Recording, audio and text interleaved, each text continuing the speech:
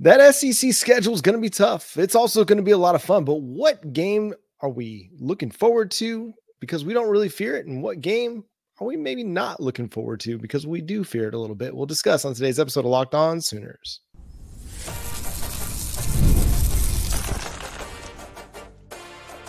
You are Locked On Sooners, your daily podcast on the Oklahoma Sooners. Part of the Locked On Podcast Network, your team every day. What's up, Sooner Nation? Welcome to Locked On Sooners, and thank you for making Locked On Sooners your first listen every single day. Today's episode is brought to you by Gametime. Download the Gametime app, create an account, and use code LOCKEDONCollege for $20 off your first purchase. Terms apply. My name is John Williams. You can follow me on Twitter at John9Williams. My buddy here is Josh Helmer. You can follow him on Twitter at JoshOnRef. The show is at Locked On Sooners. Subscribe wherever you get your podcasts and on YouTube. Hit that notification bell and that like button. Josh, SEC football is going to be a ton of fun. The Oklahoma Sooners going into a gauntlet. Pretty much everywhere you look, they either have the toughest schedule or the second toughest schedule in the SEC or even in the nation with what they drew this year. But it was always going to be that way. We were always going to have a tough slate of games, no matter who ended up on the schedule, because, again, it's the SEC. It's going to be tough. But there are some games that we're looking forward to and some games that maybe we're not as excited about for different reasons. So let's do this. What's a game that you fear? What's a game that you don't fear? Josh, I'm going to let you start with the game you don't fear in this upcoming season. Talking SEC games strictly, right? Because obviously we could sit here and we could say Temple, Houston, Tulane, Maine, you feel good about, probably all of those for Oklahoma. So we're talking SEC schedule. And I think the obvious game to feel the best about from the SEC slate for Oklahoma is South Carolina in Norman in mid-October. I do feel like Oklahoma is going to show up and play well versus Tennessee, that first ever SEC game for Oklahoma. Granted, though, you got the five-star quarterback and Nico Iamaleava, a bunch of talented skill guys at Tennessee. I do think that Oklahoma offensively should have a lot of success against Tennessee's defense, but you could at least talk yourself into a situation to where Tennessee wins that game over Oklahoma. It's tough for me to talk myself into South Carolina coming into Norman in upsetting Oklahoma. So I feel good about that one for OU. Yeah, to me, that's the one that stands out the most because it's a 5-win team from last year, and they lost their starting quarterback, lost some other talent as well. Now, they've got a talented guy that's going to be taking over in Lenora Sellers. Doesn't come in with the star status of a Spencer Rattler or maybe some quarterbacks they've had in the past, but he's an athletic dude with good size and a good arm that South Carolina fans are really, really excited about. He's a local guy, a local kid that's going to be able to take the opportunity with the Gamecocks and maybe try to make something of it. Stars matter, but they're not always the be-all, end-all in the evaluation process. So Shane Beamer's a good coach. He's trying to make things work with the Gamecocks. It's a tough place in the SEC to be if you're South Carolina, competing not just for Southeastern recruits with everybody in the Southeast, but also with Dabo Swinney and Clemson and Florida State. And so it's a tough recruiting job that he's got ahead of him. So yeah, that's the game that just stands out as the big written in neon lights on the placard at South Carolina. But Josh, what's the game that you fear the most ahead of 2024? Well, I can go a couple different directions on this. So one game that I do fear a little bit and probably shouldn't is down at War Eagle at Auburn. I just think sandwiched in between Tennessee and Texas, it has the trappings of a trap game written all over it.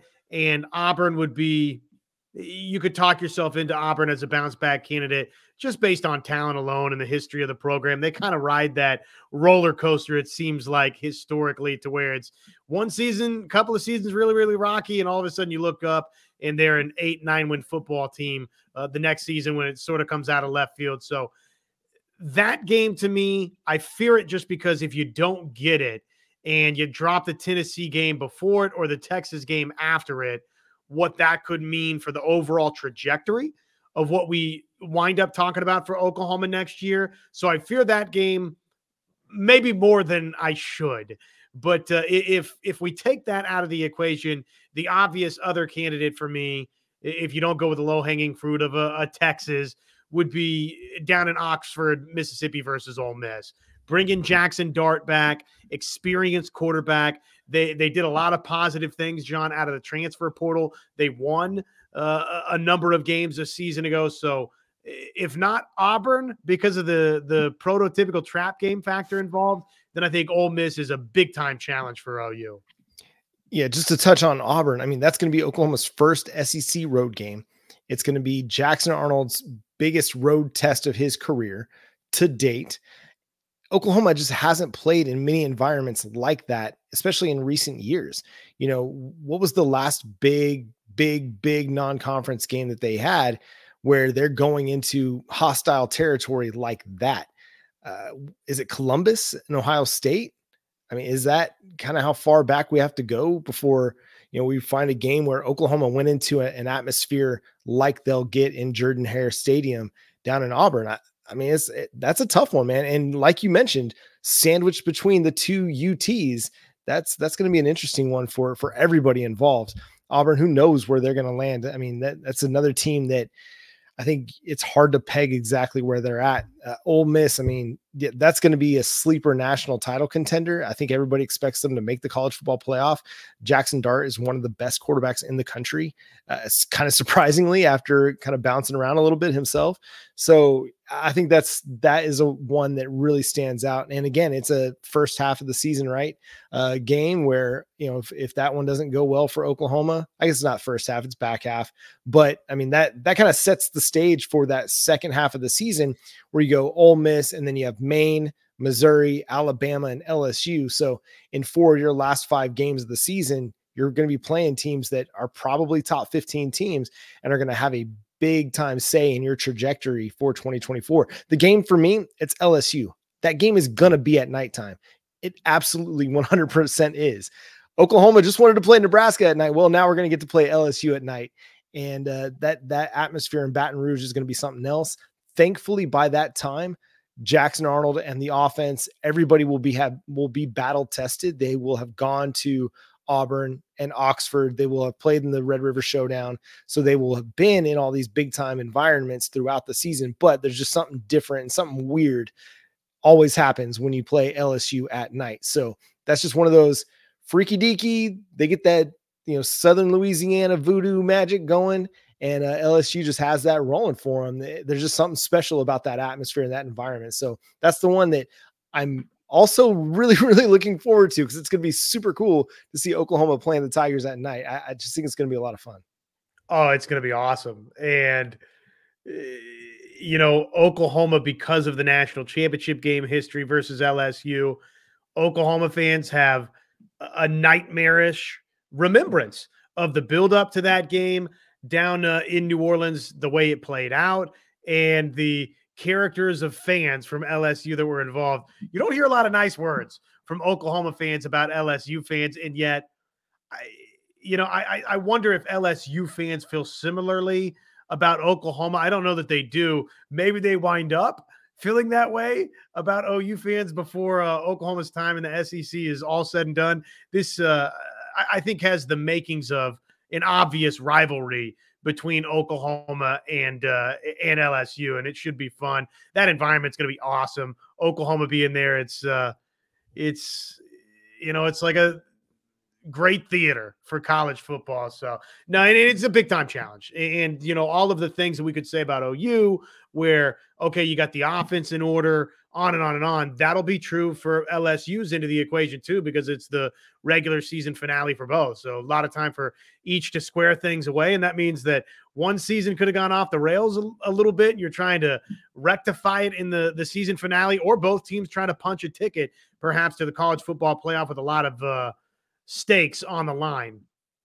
Yeah, I can't wait to catch up with all our brethren on the Locked On Network to kind of break down these games as we go through the season. It's going to be a ton of fun. From Locked On SEC's Chris Gordy, he had this to say. The question was, when was the last time Alabama had a big time matchup ahead of the Iron Bowl, because Oklahoma will play Alabama, and we'll play Alabama the week before the Iron Bowl. And Locked On's Chris Gordy said, yeah, basically, usually they have a cupcake game. So that's going to be really fascinating for Alabama as they look ahead to Auburn as well. But he also said, I keep saying there's a good chance both LSU and OU are 9-2 going into the finale in Baton Rouge, a de facto playoff game. Win and you're in. So it's a little bit of love from Chris Gordy and Locked On SEC. That game could have big time implications last week of the season, which is exactly what we're looking for, right? That's going to be a ton of fun, just building up towards the end of the season and seeing how the playoff is going to stack the first 12-team playoff that's going to happen in 2024. The Oklahoma Sooners are getting a little bit of love. Some teams, some places, they're not necessarily as high on the Sooners as some of our folks over at USA Today Sports. We're going to talk, is Oklahoma a top 10 team right now? Let's discuss. It is a busy, busy weekend in Oklahoma City. Hopefully, if you're a Thunder fan, you're hoping that the Thunder can push that game 6. They can get that win and push it to game 7 to head back to the Paycom Center. Well, there's still great tickets available for you over at Gametime. But hey, if that doesn't go down the way Thunder fans hope, Zach Bryan's also coming to town. Great seats, great tickets available for that as well over at Gametime. You can download the Gametime app in the App Store or Google Play, or you can go check it out at gametime.co, the best place to get last-minute tickets and the lowest prices guaranteed. It's easy to find tickets for every event in your area, views from all seats in the venue that allow you to see exactly what you're going to be looking at from your seat. Again, the lowest price guarantee, event cancellation protection, and job loss protection as well. It's the place where, hey, as things get closer to start time, the ticket prices go down. That's the Gametime ticket coverage. Your purchase is covered with the most flexible customer service policy in the ticketing agency. So take the guesswork out of buying tickets, whether it's for the NBA or for the biggest concert coming to town. Go download the Gametime app, create an account, and use code LOCKEDONCollege for $20 off your first purchase. Terms apply. But again, create an account, use code LOCKEDONCollege. That's LOCKEDONCOLLEGE for $20 off. Download Gametime today. Last minute tickets, lowest price guaranteed. So the Oklahoma Sooners are pretty much viewed as a top 20 team, most places that you look. You know, they finished last season with a bummer of a loss to Arizona in the bowl game, but with everything that they've done in the transfer portal, which we talked about on yesterday's show, being one of the winners of the transfer portal for this winter and spring sessions, I think people are pretty high on where Oklahoma's headed. Now, will that translate to a college football playoff berth? Time will tell, right? We think it will. We think they've got the chance to kind of be one of those outside shot teams at making the college football playoff in 2024. But our folks over at USA Today Sports believe the Sooners right now are the number 8 team in the nation. This is what they had to say. The Sooners improved from 6 wins to 10, including a victory over Texas in Brent Venables' second season. Quarterback Jackson Arnold had a strong spring, and the receiving core should be outstanding with Purdue transfer Dion Burks, a star in the spring, a major addition.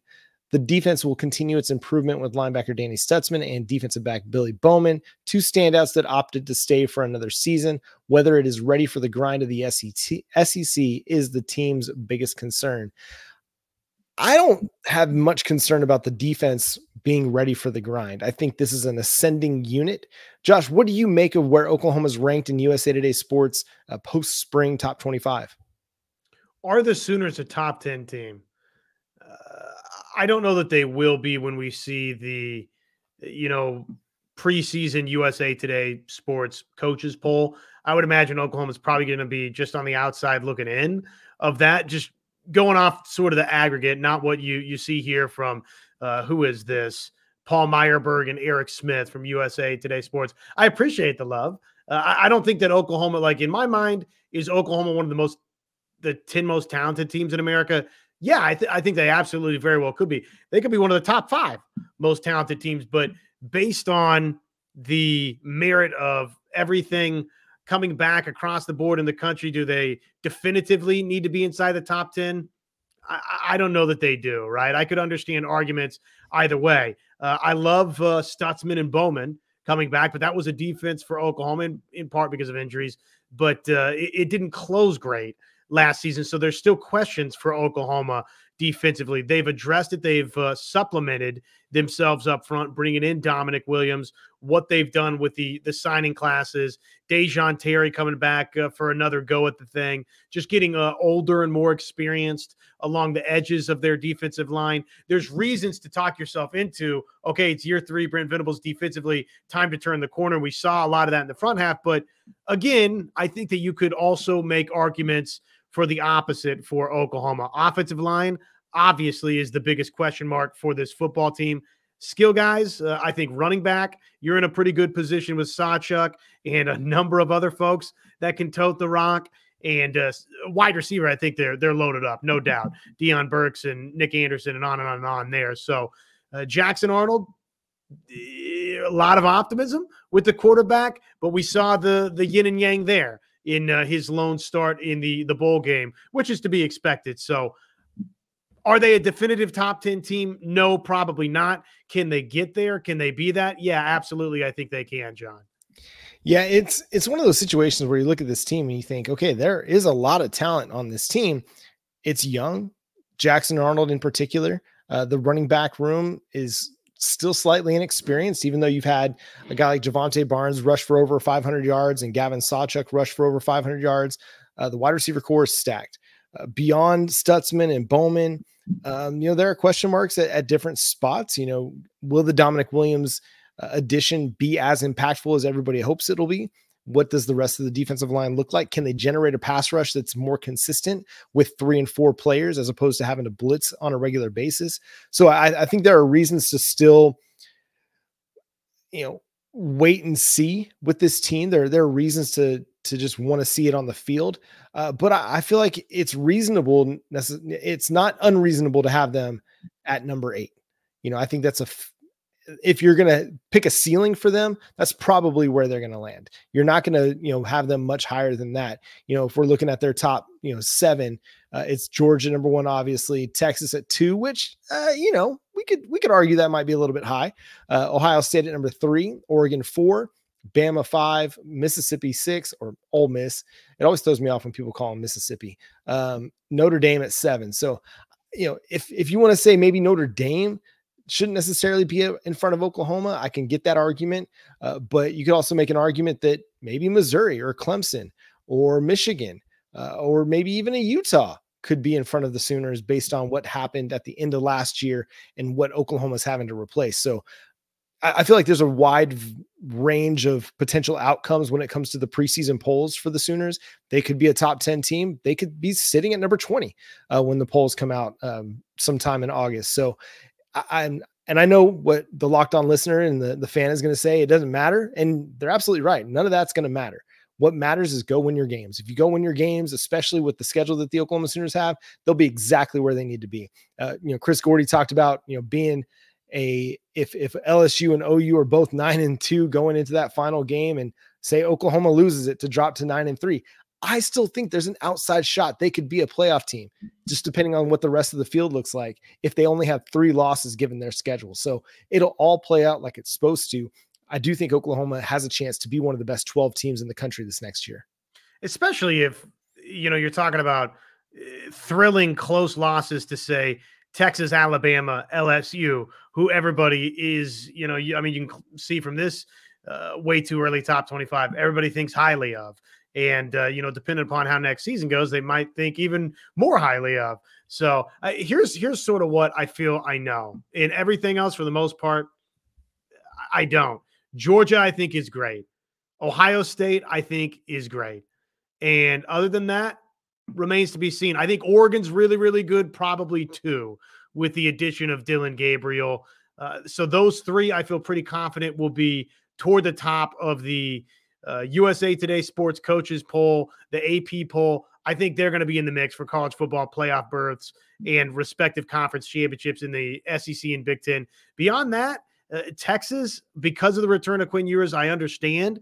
why people are high on them. And look, they had a great season, went to the college football playoff, and maybe could have, should have, would have played for a national championship, right? But Michael Penix Jr. was incredible in that semifinal game. So I get to a degree, the hype there with Texas. Granted, I think they lost a lot. So to me, they have more questions than some of those other teams.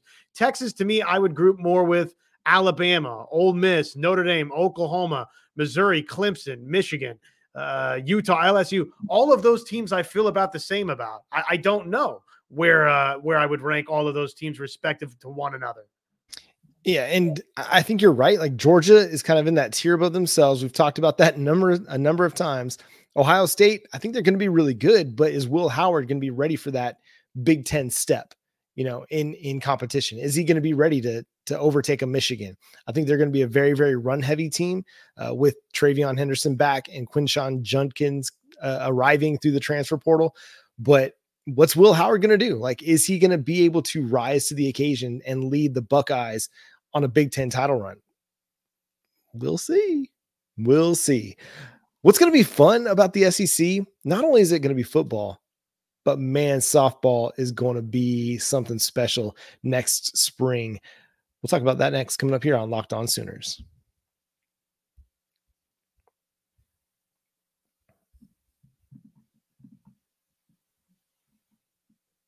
It's winner take all time in the NBA and in the NHL, and FanDuel's giving you a shot to bring home a big win of your own. Right now, new customers get $150 in bonus bets with any winning $5 bet. That's $150 to bet on spreads, money lines, player props, and more.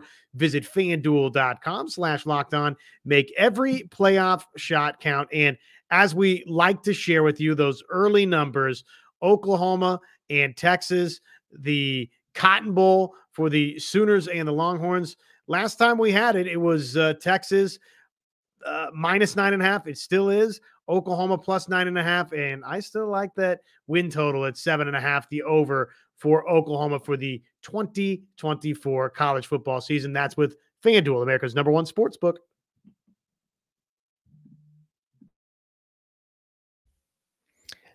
All 13 SEC teams made it to the College World, the College World Series, the NCAA softball tournament. We're not quite there yet. And 13 teams can't make to the Women's College World Series, including Oklahoma and Texas, who will be in the SEC next spring. That's all 15 teams. And a number of those earned host seeds for regionals.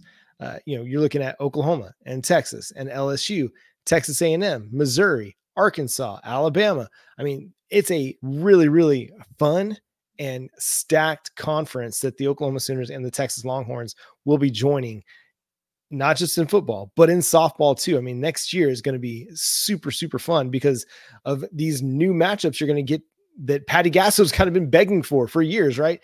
Trying to find these kind of, midweek matchups where she can get down to LSU and play, or go to Athens and play Georgia. Well, you're going to get them on a very weekly basis now that the Sooners are going to the SEC. You're going to get to play tournament teams after this season, every series that you play in conference play next year will be against an NCAA tournament team. That's going to be really beneficial for that RPI. Yeah, I mean, it's basically you can do no wrong. I mean, you can fluctuate a little bit and determine whether or not you're going to win an SEC trophy and, be a national seed and host for a regional and this and that, but you're not hurting yourself playing these programs. I personally, and this is probably controversial here, I don't think every SEC team should get in. To me, that the numbers kind of get cooked a certain direction because you play all of these other schools. But hey, that being said, it is a clear indication that this league is a cut above everybody else. That much is obvious. And it's going to be a big time challenge, even for Oklahoma. And that's exciting, right? Because when you've been where Oklahoma's been and you've won 3 straight national championships, let's hope that when we reconvene this time a year from now, we're talking about 4 straight national championships for Oklahoma.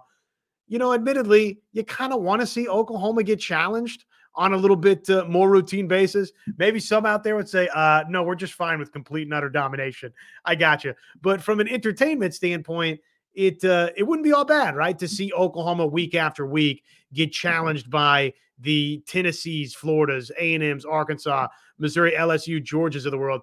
That's exciting to think about. Alabama, who's been a regular participant deep into Women's College World Series, national champion, well, unfortunately at Oklahoma's expense, just a dozen years ago. They're 10-14 in SEC play, and that's obviously a really, really good Alabama team. So that tells you the strength of the conference. It's crazy.